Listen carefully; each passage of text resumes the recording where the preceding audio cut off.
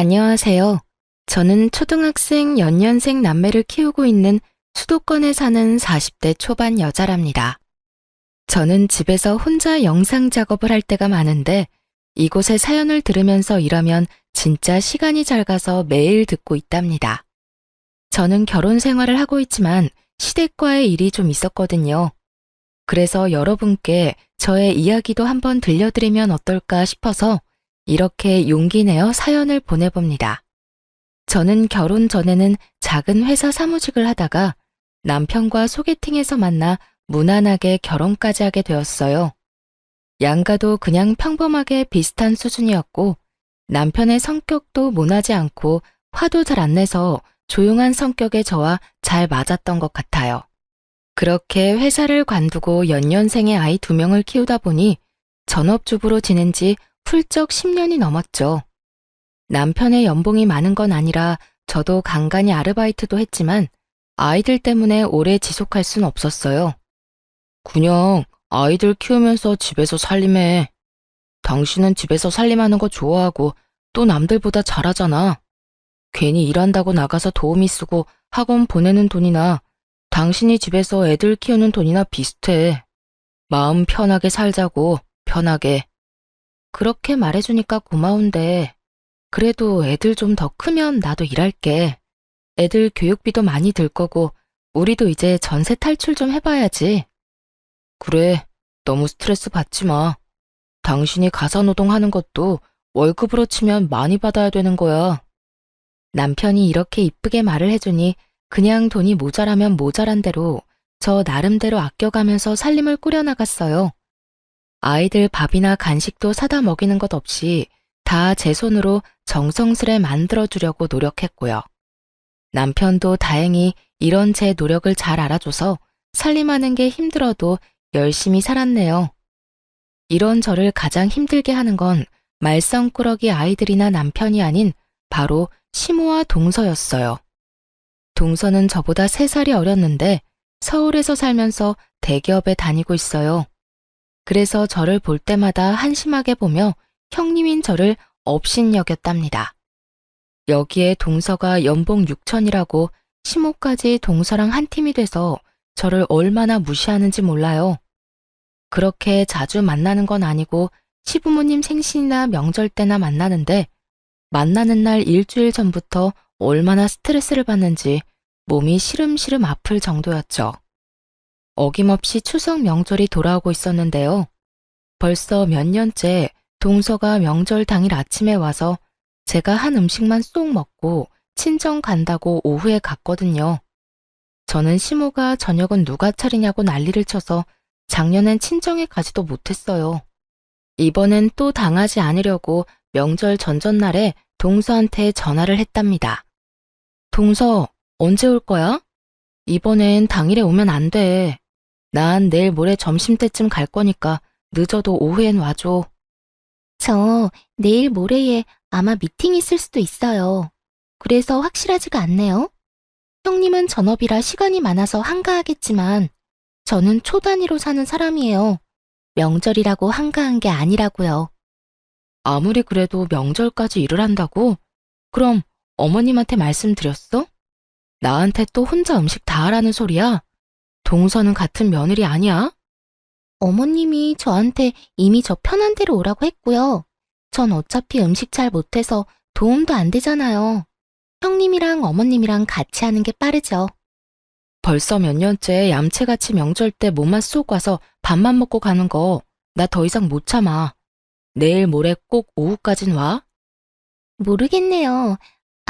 저 지금 회의 들어가야 되거든요. 바빠서 끊을게요. 그렇게 통화는 끝났는데 끝까지 저를 무시하는 동서의 태도에 핸드폰을 둔 손이 너무 열이 받아서 손까지 떨려오더라고요. 그리고 또 시모한테 불만인 게 저한테는 꼭 명절 전전날에 미리 내려오라고 해서 왕복 2시간 거리에 있는 시모의 친정 부모님의 산소에 가자고 하는 겁니다. 동서한테는 한 번도 가자고 말한 적 없고 저한테만 그러죠.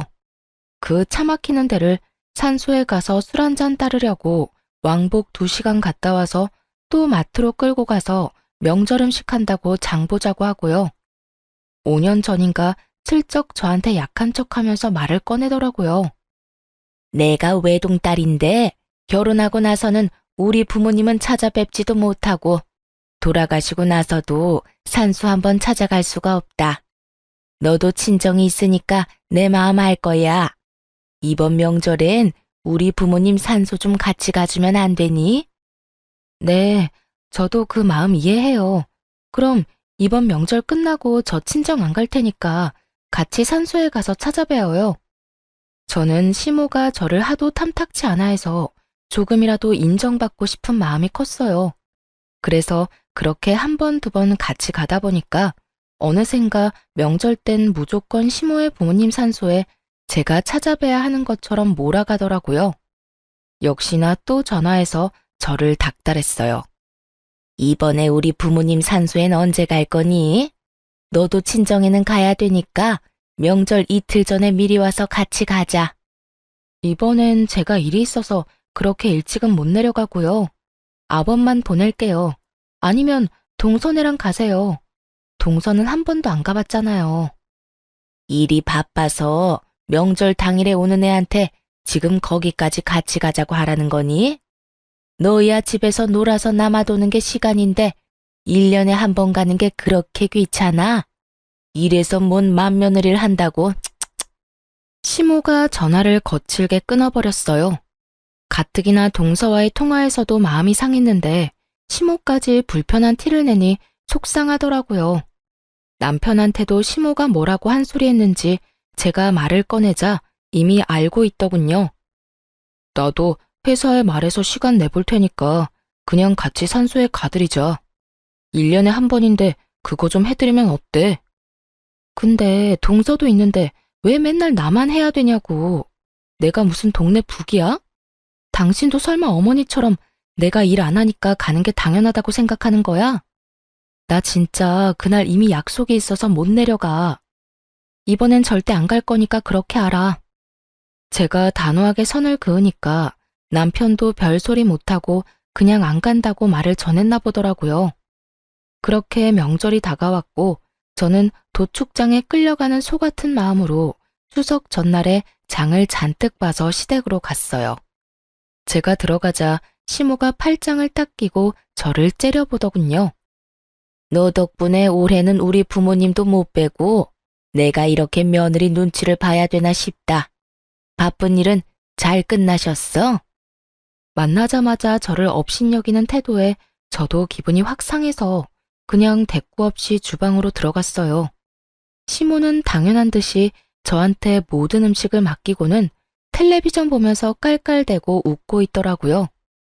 그런데도 10년을 하다 보니 익숙하게 혼자 음식을 하고 있는 제 자신이 제일 등신 머저리 같았죠 뭐.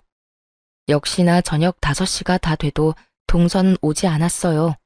저는 너무 화가 나서 어머니한테 소리쳤죠. 어머니, 동서 또 안 오네요. 동서한테 전화 좀 해서 오라고 하세요. 아니 바쁜 애한테 왜 오라 말아야. 오늘 바빠서 내일 온다더라. 내가 그러라고 했다. 제가 지난 명절에 동서 안 하면 저도 안 한다고 분명히 말씀드리지 않았어요? 또 저 혼자 음식 다 하고 있잖아요. 너 혼자 뚝딱뚝딱 잘하잖아. 우리 식구 많은 것도 아니고 송편은 사다 먹지 않니? 뭐 할 게 그렇게 많다고 입이 대빨이나 나왔어? 그리고 막내는 대기업에 다니면서 얼마나 일하느라 바빠. 너처럼 한가하게 노는 애랑 같니? 저도 집에서 그냥 노는 거 아니에요. 저도 하는 일 많고요. 애들 챙기다 보면 하루 다 가요. 다른 엄마들은 일도 하면서 애들도 다 잘만 챙기더라. 막내 봐라. 세상에 연봉이 6천이나 되면서 일도 잘하고 딸도 똑소리 나게 잘 키우잖니. 넌 돈도 못 버니까 그만큼 몸으로 때워라. 막내가 명절 때만 해도 용돈 얼마나 두둑이 주는 줄 알아? 무슨 말을 그렇게 하세요? 누가 들으면 저는 용돈 안 드리는 줄 알겠네요. 어머니 자꾸 그렇게 동서랑 비교하면 저 진짜 상처받아요. 그거 아세요? 요즘은 다 맞벌이 한다더라. 너 때문에 우리 아들만 개고생하는 것 같아서 나도 얼마나 마음 아프고 남 부끄러운 줄 아니? 요즘은 마누라가 전업주부면 그 남편 불쌍하다고 손가락질 한다더라. 너 남편이 불쌍하지도 않니? 쓸데없는 소리 말고 얼른 마무리해. 저녁 먹게. 진짜 이때 다 때려치우고 뛰쳐나오려고 했어요. 근데 아무것도 모르고 해맑게 할아버지랑 놀고 있는 애들을 보니 분위기를 망치기가 쉽지가 않더라고요. 그래요. 그렇게 바보 같으니까 혼자 몇 년이나 명절 음식 다 하고 있는 거겠죠. 역시나 동서는 옷을 쫙 차려입고 양손에 선물 바리바리 싸들고 명절 아침에 왔더라고요. 동서를 본 시모가 얼마나 환하게 웃으면서 맞아주던지 누가 보면 막내딸 왔는지 알겠더라고요. 어제 하루 종일 음식하고 애들 돌보고 일어나 아침부터 또 상 차려서 꾀제제한 저하고는 너무 비교가 되게 상큼할 정도였다니까요. 진짜 기가 막히고 코가 막혀서 그냥 그 상황을 멀거니 보고 있었어요.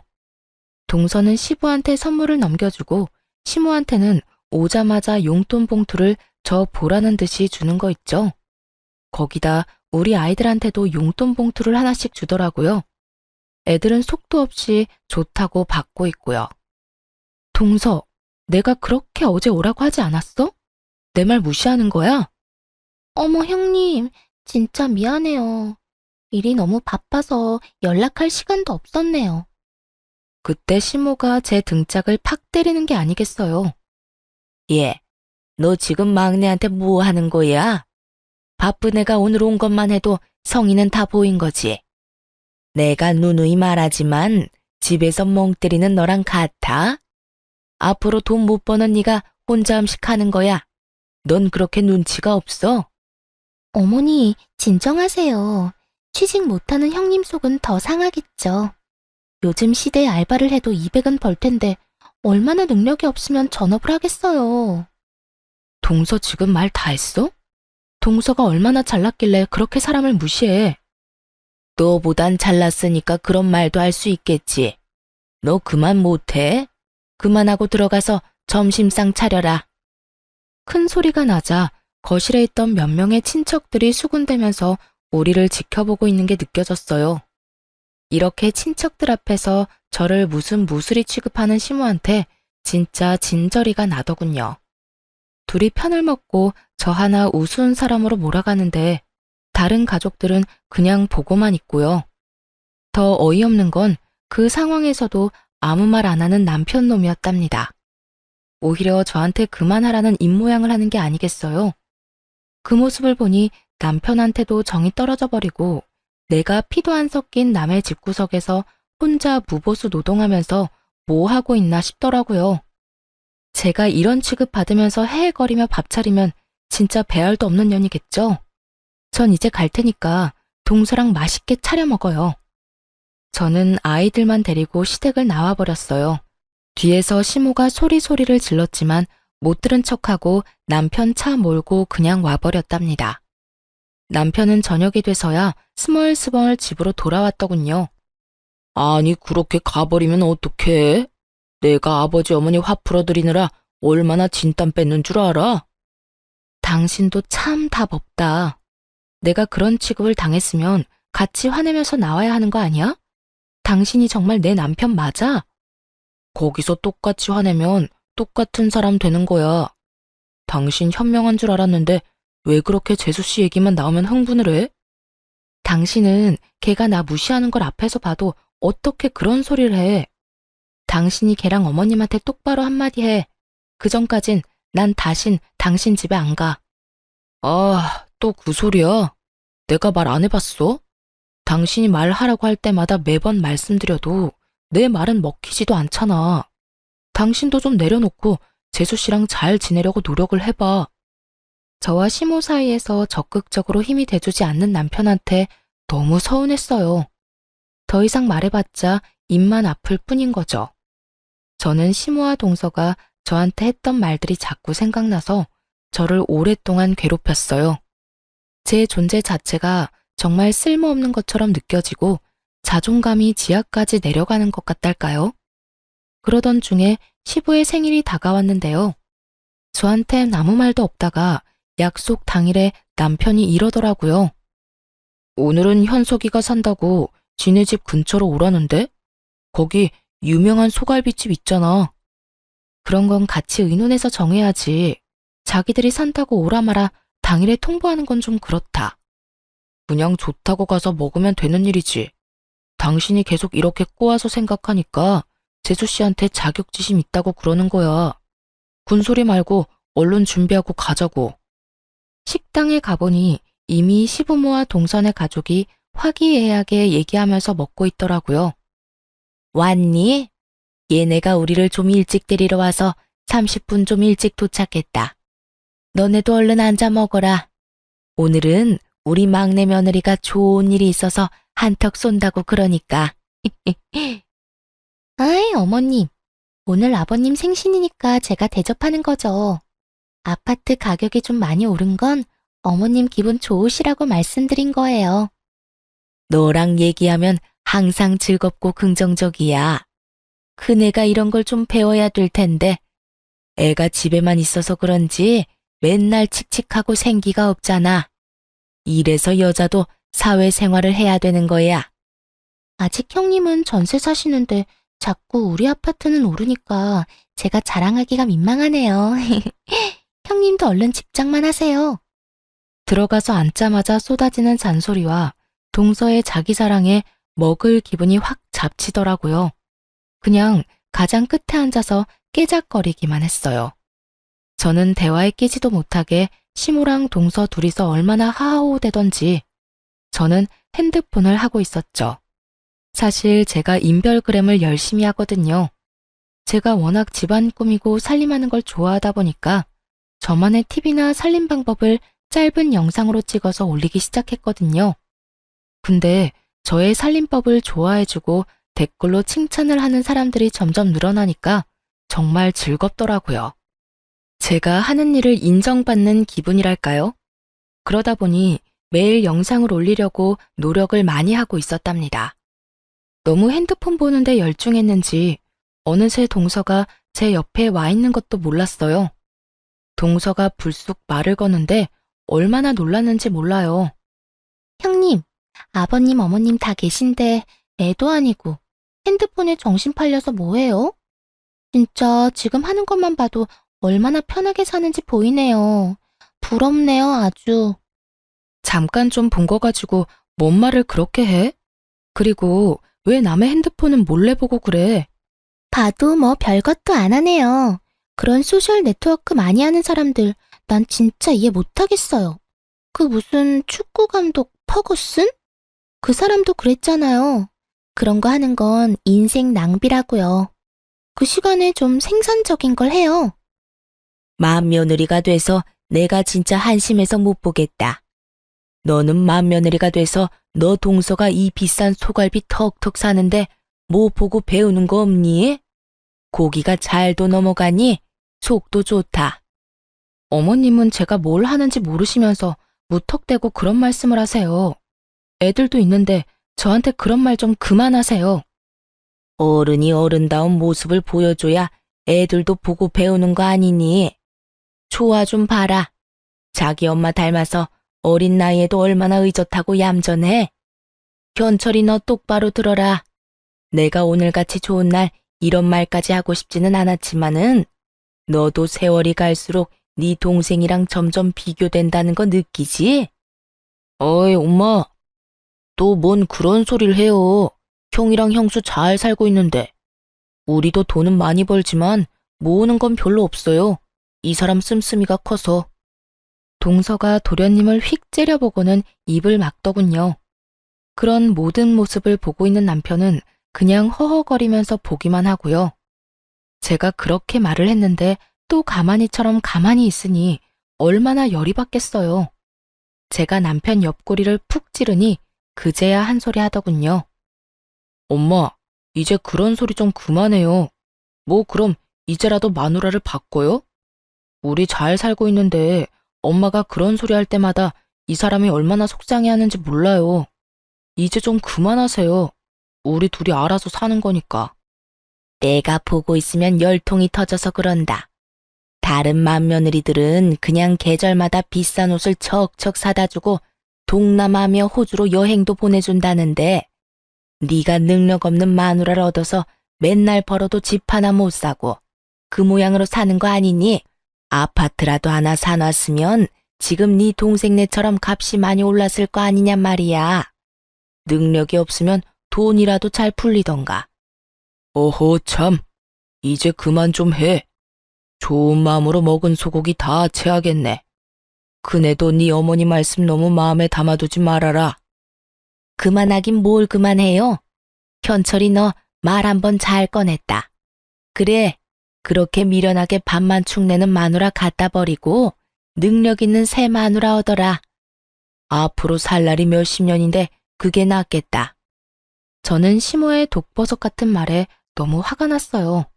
더군다나 우리 애들도 그 말을 다 듣고 기가 푹 죽어서 제 눈치만 보고 있는 걸 보니 속에서 불이 치밀더군요. 우리 애들이 도대체 무슨 죄인가요? 저는 더 이상 참지 못하고 자리를 박차고 일어났어요. 그게 지금 손자들 있는 데서 할 소리예요? 어머니나 할 말 못할 말 구별 좀 하고 사세요. 네, 어머니 소원대로 내가 이혼해줘야겠네요. 앞으로 나는 그쪽 며느리 아니니까 앞으로 보지 말고 살자고요. 어머머, 얘가 이제 하다 시어머니한테 막말까지 하네. 능력 없으면 납작 엎드려서 잘못했다고 살 것이지. 네가 뭔데 인연을 끊자는 거야? 나 같은 며느리 필요 없다면서요. 근데 시모 대접은 또 받고 싶어요. 제일 좋아하는 막내 며느리나 옆에 끼고 평생 사세요. 난 이제 며느리 역할 그만할 거니까. 당신 진짜 이혼당하기 싫으면 당장 지금 일어나. 저는 아이들을 데리고 밖으로 나가버렸어요. 남편은 제 말이 무서웠는지 엉거주춤 따라 나오더라고요. 돌아가는 차 안에서 누구도 한마디도 하지 않았어요. 아이들도 눈치가 있는지 조용히 집에 가더군요.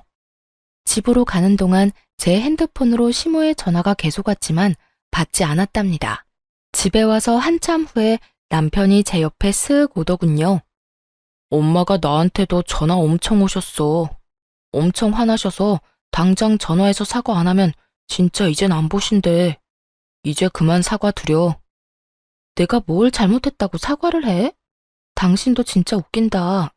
내가 그런 수모를 당하고 있으면 당신 엄마 좀 당신이 알아서 막아달라고 했지. 그게 그렇게 어려워? 아까 식당에서 말씀드렸잖아.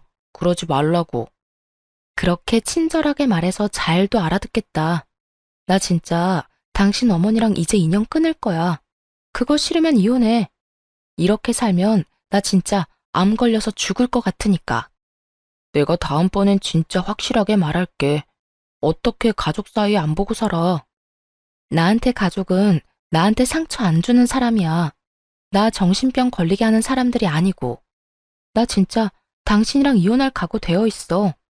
당신 가족들한테도 정 떨어졌고 와이프 하나도 못 지켜주는 남자랑 살면 뭐 하겠어? 그동안 바람막이 못한 당신 잘못도 커. 그니까 선택해. 나랑 이혼하던지 아님 당신 엄마랑 이제 인연 끊고 사는 거 받아들이던지. 남편은 말없이 제 눈을 바라보더군요. 제 결연한 진심이 느껴졌는지 남편도 그동안은 다른 진지한 목소리로 대답을 하더라고요. 당신 말 잘 알았어. 나한텐 당신이랑 애들이 내 소중한 가족이야. 앞으로 우리 어머니 안 봐도 상관없어. 당신이 그렇게 괴로우니까 안 보는 게 좋을 것 같아. 내가 앞으로 우리 어머니는 확실히 막을게. 많이 늦은 감이 있지만 그래도 남편이 그렇게 말해주니 고마운 마음이 들더라고요. 그리고 놀랍게도 그 약속을 하고 6개월 동안 시모의 연락을 철저히 막아주더라고요. 시모가 엄청 답답했는지 한 번은 주말에 집으로 쳐들어왔더라고요. 당연히 문도 안 열어줬을 텐데 하필 둘째가 벨소리를 듣고 나가서 할머니라고 문을 활짝 열어줬더라고요. 거실에 아이들과 함께 있던 저는 갑작스러운 시모의 등장에 진짜 동상처럼 얼어버렸죠. 너무 기가 막힌 게 시모가 저한테 달려오다시피 해서 제 등짝을 또 퍽퍽 때리는 거예요.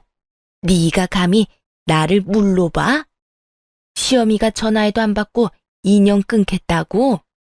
우리 손자들이 이렇게 있는데 내 새끼들하고 인연을 끊게 만들겠다 이거야? 이 못된 거사. 저는 벌떡 일어나서 시모의 손을 확 잡았어요. 어머니야말로 나한테 그렇게 상처 주고 동서랑 차별하는 거 미안하다고 해야 되는 거예요. 나한테 한 번이라도 고맙다, 미안하다 해봤어요. 네가 우리 아들을 망치고 있는데 내가 왜 너한테 고맙다고 해야 되니? 난 정말 애들만 아니면 우리 아들이랑 너랑 이혼시키고 싶은 사람이야. 남편이 처음으로 자기 엄마한테 큰 소리를 버럭 질렀어요. 왜 남의 집에 와서 소란이에요? 이 사람이 어머니 안 본다면 나도 안 보고 살 거예요. 나한테 가족은 애들이랑 내 처고 내가 지켜야 될 가족은 이쪽이에요. 더 이상 이 사람한테 상처 그만 주고 나가요. 계속 이런 식이면 나 진짜 엄마 안 봐요. 어머, 네가 어떻게 나한테 그런 말을 하니? 제가 너를 이렇게 망쳐놨어. 그렇지? 넌 사춘기 때도 나한테 싫은 소리 한 번 안 하던 애다. 여자 때문에 이렇게 변해? 당신도 그만 방으로 들어가. 내가 알아서 할 테니까. 너희들도 일단 방으로 들어가 있어. 시모는 자기 아들의 행동에 충격을 받았는지 멀거니 아들만 쳐다보고 있더군요. 남편이 저를 안방으로 밀어넣고 문을 팍 닫아버렸어요. 남편이 시모를 밖으로 나가게 하는지 고함 소리와 함께 소란스러웠어요. 곧이어 문이 쾅 닫히는 소리가 들렸답니다. 이제야 제대로 남편 역할을 해주는구나 싶었죠. 덕분에 설날 명절에도 우리 가족끼리 오랜만에 지방으로 여행도 가봤네요. 혼자 그 많은 전 부치고 음식하느라 명절 때면 기름에 찌들어 있었는데 이렇게 아이들과 호텔에서 맛있는 밥 먹으며 바다를 보고 있으니 가슴이 탁 트이는 것 같았답니다. 역시나 가장 좋은 건 시모와 동서를 안 본다는 거였어요. 시모랑 동서 목소리를 안 들으니까 마음이 한결 안정이 된 게 느껴졌어요. 그러는 와중에 제 인별그램 계정에도 놀라운 변화가 일어났답니다. 팔로워가 점점 많이 늘더니 조회수가 급속도로 폭발을 하더라고요. 그러다 보니 생활용품이나 가전회사에서 저에게 스폰서 제안이나 광고 요청을 해오기 시작했어요. 저는 아이들이 잠들고 밤을 새서까지 영상을 구상하고 찍고 편집해서 최선을 다해 제 일을 해나갔고요. 생각지도 못한 액수의 금액을 받게 되었죠. 여보, 이 광고 하나 영상 올렸다고 300만 원을 받았어. 진짜 이게 꿈인가 싶어. 어떻게 이럴 수가 있지? 그게 진짜야? 나는 한 달에 버는 걸 당신은 한 번에 벌었네. 이래서 다들 인플루언서인가 그거 하려고 안달인가 봐. 그런 대단한 사람이 우리 와이프라니 진짜 믿기지가 않는다. 당신 진짜 대단해. 수입이 기하급수적으로 늘어나는 것도 정말 신기하고 믿어지지 않았지만 제가 가장 감사하는 건 바로 저에 대한 긍정적인 반응들이었어요. 시모와 동서는 저를 돈도 못 버는 살림하는 식충이 취급을 했지만 제 영상에 댓글을 달아주는 사람들은 오히려 저의 살림 솜씨를 배우고 싶어 했거든요. 시모한테 상처받았던 마음이 얼굴도 모르는 많은 분들의 따뜻한 댓글에 치유가 되는 기분이었어요. 어떨 때는 감동적인 댓글을 몇 번이나 읽으면서 눈물을 흘리기도 했답니다. 점점 광고 영상을 많이 찍게 되면서 제 얼굴도 노출되게 되니까 자연스럽게 외모에도 신경을 쓰게 되더라고요. 머리도 하고 피부 관리도 꾸준히 받고 옷도 명품으로 사서 입으면서 제 자신을 좀 더 발전시켜 나갔어요. 아이들에게 개인 교습을 시켜주고 남편의 10년 된 자동차도 바꿔주고 저축도 많이 하게 되었는데도 신기하게 돈은 계속 늘어나더라고요. 그렇게 시간은 흘렀고 시모와 연락을 끊은 지 1년 정도 지났답니다. 제 팔로워가 10만 명이 넘어서 가족끼리 좋은 레스토랑에서 자축 파티를 했어요. 내가 그동안 당신한테 내 수입을 정확하게 말하진 않았는데 10만 명 넘은 기념으로 말해줄게. 그동안 나 영상 찍을 동안 애들도 잘 봐주고 많이 도와줘서 고마워. 우리 와이프님이 차도 사주시고 나보다 돈 잘 버는데 왜 좋아하는 건 당연하지. 당신이 진짜 고생 많았어. 진짜 대단해. 한 달에 광고에 따라서 수입은 좀 다른데 대충 평균적으로 1,000만 원에서 2천 정도야. 남편이 충격을 받았는지 말도 못하고 입만 떡 벌리고 있더군요. 그게 정말이야? 당신 진짜 대단하단 말밖에 안 나온다. 내 연봉의 몇 배야? 나 그만두고 당신 매니저나 할까? 으이그 장난치기는. 혹시라도 회사 관두기만 해. 그나저나 이제 곧 당신 어머니 생신 아니야? 내가 좋은 레스토랑에서 대접한다고 전해. 진짜야? 이제 다시 왕래하고 지내려고? 며칠이었지? 당일로 약속 잡으면 되지? 다시 연락하고 그러는 거 아니니까 설레발 치지 말고 그냥 생일 전 주말로 잡아. 비싼 데니까 오든지 말든지 당사자들이 결정하라고 하고 시간은 내가 다시 알려줄게. 남편을 통해서 장소와 시간을 알려줬고 우리 가족은 당일날 미리 가서 룸에 앉아 있었어요. 서울에서도 예약하기 힘들다고 손꼽히는 호텔 안의 레스토랑이라 동서라면 내키지 않아도 무조건 올 것 같다는 예상을 했답니다. 동서 정도라면 1년 전엔 예약해야 원하는 날짜로 예약할 수 있을 테니까 말이죠.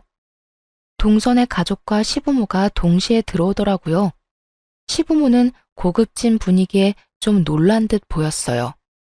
동서는 입을 삐죽이면서 들어오더라고요. 달라진 제 모습을 보고 놀랐는지 흠칫하더니만 곧 비꼬는 말투로 입을 놀렸죠. 1년 동안 코빼기도 안 비추더니만 이런 데는 어떻게 알고 올 생각을 했대요? 아하, 이제 알겠네. 뭐, 복수라도 하려고 1년 전에 여기 예약해놓은 거죠? 보통 예약하기 힘든 데긴 한데 여기 대표님하고 인연이 좀 있어서 예약하는데 오래 걸리진 않았어. 저번 주에 말씀드렸나 그랬지. 말도 안 돼. 형님이 여기 대표를 어떻게 알아요? 방송에도 나오는 유명인사 아니에요? 그동안 거짓말 많이 늘었네요. 옷도 보니까 명품 짝퉁으로 쫙 빼입고 오고.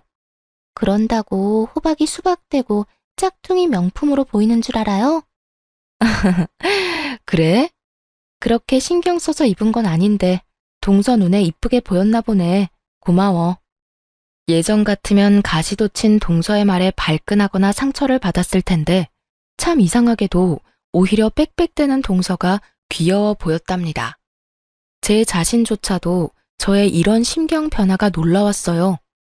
제 자존감이 올라가고 여유가 생기니까 진짜 아무런 타격도 받지 않더라고요. 동서야말로 그런 제 반응에 더 발끈하는 게 눈에 보였어요. 참나, 1년 동안 형님 대신 명절 음식에 제사 음식 하느라 내가 얼마나 힘들었는지 알아요? 사람이 도대체 양심이 있는 거예요? 일하느라 바빠 죽겠는데 내가 명절 음식까지 해야 되냐고요. 어머님이랑 동서가 그러지 않았어? 돈 못 벌면 몸으로 때우는 거라고. 동서가 나보다 덜 버니까 당연히 동서가 해야지. 안 그래? 형님이 나보다 돈을 더 벌게 됐다는 거예요? 뭔 말도 안 되는 소리야. 평생 월 200도 못 벌던 사람이. 현실이 너무 힘들어서 머리가 어떻게 된 건 아니죠?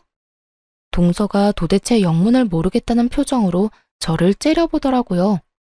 이에 질세라 시모도 한마디 거들더군요. 네가 드디어 정신을 차렸나 보구나. 이런 비싼 데에서 내 생일도 챙긴다니. 그동안 네가 얼마나 큰 죄를 지었는지 이제야 알겠어? 내가 네 성의를 생각해서 오늘 오긴 왔다만 이걸로 끝은 아니다. 밥 먹고 집으로 가서 제대로 무릎 꿇고 빌어라. 1년 만에 시모의 째지는 목소리와 저를 노려보는 눈빛을 보니 예전에 제가 생각나 울컥 화가 치밀었어요. 하지만 자리가 자리인 만큼 시원한 복수를 위해 말을 아꼈답니다. 그때 레스토랑의 대표님이 룸으로 들어왔죠. 미니 씨, 저번 주에 만나고 또 뵙네요. 집사람이 미니 씨가 가족 모임 한다고 꼭 자리 만들어야 한다고 해서 제가 아주 애 많이 썼습니다. 대표님, 정말 감사해요. 일주일 전이라 사실 기대 안 하고 말씀드려봤거든요. 미니 씨 같이 유명한 분이 오시는데 당연히 환영입니다. 제가 신경 써서 서비스로 디저트도 마련해 놨으니까 맛있게 드시고 가십시오. 아니, 유명한 사람이라니 지금 그게 무슨 말이세요? 진짜 그 방송에 나왔던 대표님은 맞아요? 우리 형님을 어떻게 알아요? 동서가 아주 핏대를 세우면서 따지듯이 묻더라고요. 대표님이 당황해서 말을 이어갔죠. 가족이시라면서 미니 씨가 무슨 분인지 모른다는 게 저는 더 이해가 안 가네요. 유명한 인플루언서 송이맘을 몰라요? 송이맘? 어디서 들어본 것 같기도 한데. 아니, 지금 그게 형님이라는 말이에요? 동서는 다급하게 핸드폰을 꺼내서 확인을 해보더군요. 역시 살림과는 담 쌓고 살아서 그런지 제가 활동하는 분야는 전혀 모르고 있었더라고요. 이 짜릿한 복수의 날을 위해서 오히려 잘된 일이라고 해야 할까요? 10만 팔로워를 가진 송이맘의 얼굴이 저라는 걸 확인한 동서의 얼굴이 보기 좋게 일그러졌답니다. 왜 그래 동서? 얼굴이 푸르댕댕한 게 아직 뭐 먹지도 않았는데 꼭 체한 것 같네. 괜찮아? 아니, 형님이 진짜 이 송이맘이랑 같은 사람이란 말이에요? 도대체 언제부터요? 동서가 소셜 네트워크는 인생 낭비라고 나한테 홍계실할 때도 이미 하고 있었지?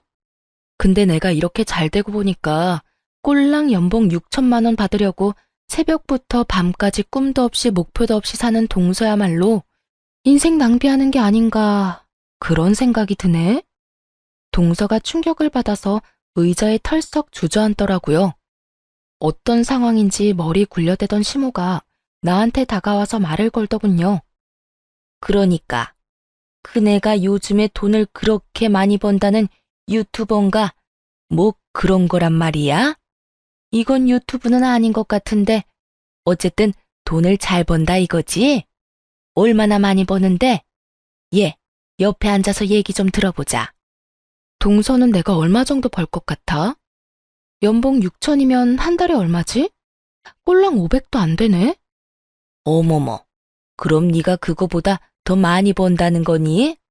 어쩐지 얘가 집에서 워낙 살림을 꼼꼼하게 잘한다 했더니 그런 거에 타고난 거였네.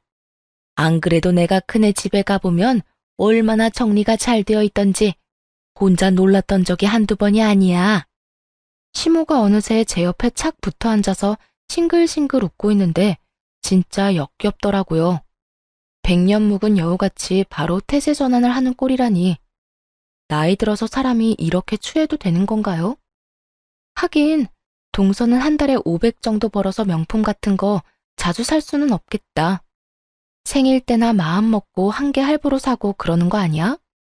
그러니까 이 옷이 진짠지 짝퉁인지 구별도 못하지. 이 가방은 로고가 드러나는 게 아니라 아예 전혀 몰랐겠다. 명품 보는 안목 좀 키워야겠다, 동서. 아직도 충격에서 벗어나지를 못했는지 동서는 제 말에 대꾸도 못하고 눈알만 굴리고 있더라고요. 그 꼴을 보는 게 얼마나 통쾌하던지. 진짜 10년 묵은 채증이 다 내려가는 것 같았어요. 어머님이 제가 살림을 잘한다고 생각했다니 진짜 놀랐네요. 처음 듣는 말인데 말이죠. 맨날 집에서 밥만 축내는 식충이라고 무시했잖아요. 근데 내 영상이랑 글을 좋아해주는 사람들 덕분에 집에서 편하게 놀면서 월에 1,000에서 2,000은 꾸준히 버네요. 거기다 여기 대표님처럼 좋은 분들도 많이 알게 되고요. 뭐? 2천? 진짜 한 달에 2천을 번단 말이야? 세상에, 세상이 진짜 요지경이네. 일을 안 하고 그렇게 많이 번단 말이야? 우리 맏며느리가 아주 성공했네. 성공했어. 경사났네, 경사났어. 시모가 한바구음을 지으면서 아주 어깨춤이라도 출 기세였어요. 그 꼴을 보니 앞으로 보게 될 시모의 표정이 어떨지 아주 기대가 되더라고요. 나는 네가 이렇게 잘 될 줄 알았다. 뭐 하나를 해도 아주 꼼꼼하게 잘하고 그러잖니. 내가 그동안 서운하게 했다면 오늘 이 자리에서 얘기로 다 풀어보자. 내가 너한테 모진 소리를 한 거는 다 너 잘 되라고 그런 거야. 결국엔 이렇게 잘 됐잖아. 거기에 내 공도 있는 거다. 그럼요. 어머니 역할이 아주 컸죠. 일이 안 풀리거나 힘들 때마다 어머니랑 동서 생각하면서 이를 악물고 버텼거든요. 꼭 잘 돼서 두 사람이 환장하는 꼴 제대로 보고 싶었거든요. 얘 큰애야. 무섭게 그게 무슨 말이니? 내가 앞으로 너한테 아주 충성을 하면서 자라마. 내가 도와줄 거 있으면 다 말해. 내가 다 도와주마. 그리고 둘째 너도 형님한테 싸가지 없게 대한 거 얼른 사과하지 못해? 앞으로도 명절이며 제사며 음식은 다 네가 해라.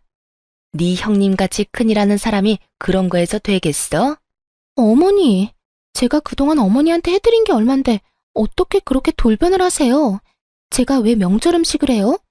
이 집구석이 뭐가 그렇게 대단하다고 며느리가 무슨 봉인 줄 아나. 저도 형님처럼 안 보고 살면 그만이고요. 저도 편해요. 아님 이참에 아예 이혼해버릴까 봐요. 어차피 이 인간 버는 대로 족족 써서 모은 돈도 없다고요. 내가 그동안 말을 안 해서 그렇지 내 속을 누가 알아? 아니 이게 그동안 오냐오냐 해줬더니 어디서 큰 소리야? 얘 큰애야. 이런 싸가지 없는 애는 그러려니 해라. 저런 애 안 보고 살면 그만 아니니? 그치? 시모는 어떻게든 저를 붙잡으려고 아주 애원을 하더라고요. 동서는 저한테 지기 싫어서 이를 악물고 있고 말이죠. 그래서 마지막으로 강력한 한 방을 날려줬죠. 난 당신들 다시 볼 생각 죽어도 없거든요. 아, 그리고 동서가 죽기 전에 살아보고 싶다던 그 아파트 있잖아. 우리 거기 자가로 사서 나 거기 살아. 우리 사이에 직접 초대는 좀 그렇고 내 계정에 집 사진도 많이 올리니까 보고 싶으면 거기서 보던가. 말도 안 돼. 거기가 얼마나 비싼 데인데 나도 아니고 감히 형님이 살 수가 있어? 진짜 아무리 생각해도 어이없네. 형님이 나보다 공부를 잘했어요. 좋은 대학을 나왔어요. 대기업에서 일한 적이 있어요? 이건 진짜 사기야, 사기. 그러게 말이야. 세상이 참 재미있더라고. 근데 나도 동서가 회사에서 일하는 것보다 더 열심히 했어. 동서는 이 분야를 잘 모를 수도 있는데 과연 동서가 나처럼 해서 돈을 100만 원이라도 벌 수 있을지 모르겠네. 동서가 얼마나 분한지 눈물까지 보이는 것 같더군요. 제가 가방을 들고 자리에서 일어서자 시모가 화들짝 일어나 제 손을 부여잡고 불쌍한 표정을 짓기 시작했어요. 우리 맏며느리가 얼마나 착한지 내가 잘 안다. 이 못난 시엠이 한 번만 용서하고 다시 한 가족으로 잘 지내보면 안 될까? 내가 이렇게 무릎이라도 꿇으마. 놀랍게도 시모는 제 앞에 무릎까지 꿇고 두 손까지 싹싹 빌기 시작했답니다. 그걸 본 남편도 너무 놀란 표정이었고 아이들 보기에도 좋지 않아 저는 이만 이 자리를 파야겠다고 생각했죠. 내가 그쪽한테 10수년 동안 받은 상처가 얼마나 깊은데 그까짓 입 발린 소리로 용서가 되겠어요? 그냥 난 우리 가족이랑만 잘 살 테니까 괜히 아들한테 연락하고 그러지 말라고요. 저는 애들을 챙겨서 나갈 준비를 했답니다. 그러자 동서도 제 손을 덥석 잡고 울먹거리기까지 했죠. 형님, 제가 너무 생각이 짧았어요. 앞으로 제가 형님으로 깍듯이 모시면서 잘할게요. 그만 노여움 푸세요. 네? 가족 좋다는 게 뭐예요? 난 너한테 당한 모욕들만 생각하면 이대로 끝내는 것도 아쉬울 정도야. 근데 이제 너 같은 건 전혀 내 인생의 손톱의 때만큼도 영향을 못 준다는 걸 너무나 잘 알아. 우리가 같이 밥 먹을 사이는 아니잖아? 내가 이미 계산 다 했으니까 디저트까지 맛있게 먹고 가. 네가 여기 또 언제 와보겠어? 저는 그렇게 아이들과 남편과 함께 레스토랑을 나와버렸답니다. 나중에 대표님한테 듣기로는 역시나 디저트까지 싹싹 긁어먹고 갔다고 하더라고요. 남편한테 다시 한번 시모와 연락하지 않겠다는 다짐을 받았고 남편은 시모의 연락을 칼같이 차단하고 있답니다. 동서는 제 계정을 자주 보는지 제가 올리는 영상마다 우리 형님 최고라는 둥 기가 막힌 댓글을 달고 매일같이 잘못했다는 내용의 메시지를 보내고 있어요. 물론 보지 않고 다 지워버렸죠. 그러던 중에 동서 회사에서 저한테 같이 제품 홍보를 해달라는 제안이 왔더라고요. 좀 유치하긴 했지만 그 회사 영업팀의 최혜주라는 여자 때문에 어렵다고 해버렸네요. 대기업은 평판 같은 게 좀 중요하다면서요. 결국 홍보팀에서 말이 흘러나가서 동서한테 전해졌던 모양이에요. 염치도 없이 저한테 수도 없이 전화를 하더라고요. 전화를 안 받으니까 남편한테까지 전화가 왔더라고요.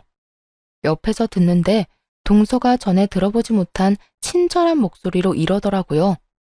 형님, 한 번만 바꿔주시면 안 될까요? 제발요. 딱 한 번만요. 드릴 말씀이 있어요. 그 꼴이 가짜나서 전화를 받아봤어요. 얼마나 간드러진 목소리로 말을 하던지요. 형님, 이제 추석인데 안 오실 거예요? 제가 음식 다 할 테니까 이제 그만 화 푸시고 왕래하시면 안 돼요? 아니면 제가 형님 댁으로 명절 인사 갈게요. 형님 드리려고 엄청 비싼 한우 세트도 사놨어요. 내 계정에 하루에 몇 번씩이나 들어와서 염탐하던데 아직 몰랐어? 나 한우 세트 이번에 대여섯 개 선물로 받은 사진 올렸거든. 그거 그쪽이나 먹어. 형님, 아무리 미워도 우린 가족이잖아요. 형님한테 사과를 하고 싶어도 만나줘야 하죠. 제가 메시지도 엄청 보내는데 답도 없으시고 진짜 서운해요, 형님. 그리고 우리 회사에다가 혹시 제 얘기하셨어요? 그건 또 뭔 말이래? 네가 나한테 준 수모가 고작 미안하다는 한마디로 다 괜찮아질 일이야? 참 낯짝도 두껍다. 이제 곧 인사고과 있는데 회사에 저에 대한 안 좋은 소문이 나와서요. 제가 형님 남편이랑 바람이 났다느니, 제가 고등학생 때 형님 왕따를 시켰다느니, 진짜 말도 안 되는 소리라 너무 기가 막히죠? 아무래도 형님이 우리 회사랑 같이 일을 좀 해주시고 해명도 좀 해주시면 정말 감사할 것 같아요. 내가 들어줄 거라고 생각하고 말하는 거 아니지? 그동안 너 잘난 맛에 살았는지 몰라도 앞으론 좀 너도 당해봐. 내가 힘 닿는 데까지 너 망하라고 평생 고자 지내줄 테니까. 그렇게 전화를 끊어버린 이후로 그쪽 인간들과 연락한 적은 없어요. 동서에 대한 소문하고 그동안 회사에서 해왔던 싸가지 없는 행실 때문에 그렇게 기다렸던 승진도 물 건너갔다고 하더라고요. 저는 지금도 제 인별그램 계정 잘 운영하면서 아주 바쁘게 지내고 있답니다. 남편은 제가 이제 가장이라면서 매일 가장님이라고 부르며 장난치듯이 떠받들어 주는데 기분이 나쁘진 않네요. 처음 시작했을 때는 영상 하나 올리면 큰 돈을 주니까 이렇게 돈을 벌어도 되는 건지 불안하기도 하고 이상한 마음도 들었는데요. 이젠 많이 익숙해졌고 소속사도 생겨서 더욱 안정적으로 운영을 하고 있답니다. 시모는 어떻게든 제 덕 좀 보려고 남편을 볶아대는 것 같은데 묵묵히 자기 엄마의 폐악질을 다 받아내고 있는 남편한테 새삼스레 미안해지네요. 그래도 저는 절대 시모와 동서와 다시는 상종하지 않을 거예요.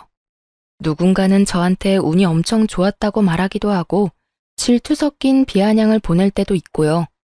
그럼에도 불구하고 저는 제가 잘하는 일을 찾아서 무언가를 새롭게 만드는 일을 하게 된 것이 정말 자랑스럽고 즐겁답니다. 여러분도 대단한 게 아니어도 다른 사람보다 분명히 나은 점이 있을 거예요. 안 된다고 생각하지 말고 무슨 일이든 한번 해보자는 마음으로 도전해 보시라고 말씀드리고 싶어요. 제 사연을 들어주신 모든 분들 정말 감사하고요. 항상 건강하시기 바랍니다.